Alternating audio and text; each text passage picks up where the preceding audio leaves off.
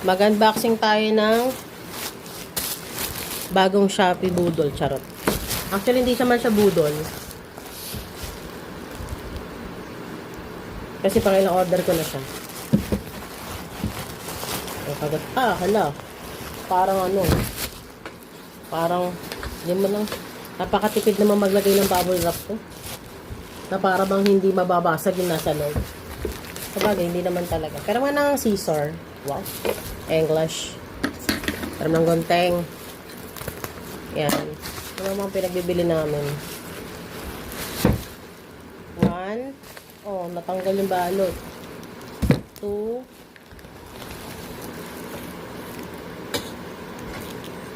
3.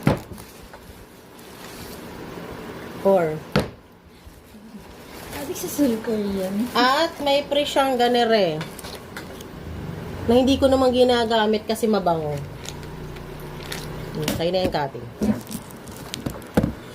Ano bang tamang bigkas dito? Sa door? Sa door. Sa door?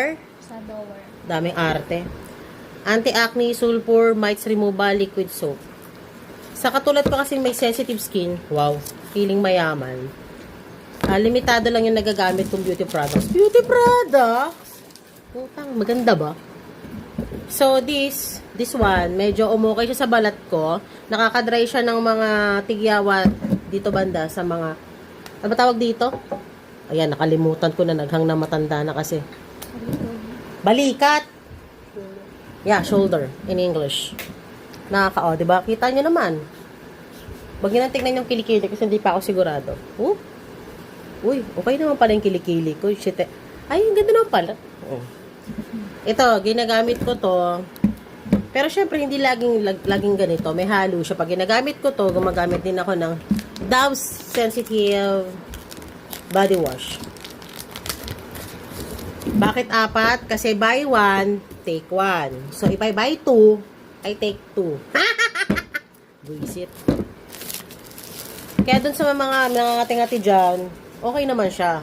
Kasi nag-try kami nung isa, may binili kami, pero hindi ganitong product. Malamig siya sa balat, pero kapag pinawisan ka, mahapdi na siya. Ito naman, pawisan ka man hindi siya masakit sa balat.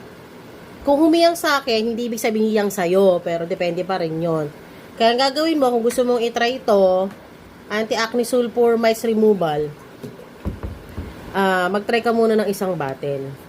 Sa orange shop ko to nabili. Kung tungkol naman sa content,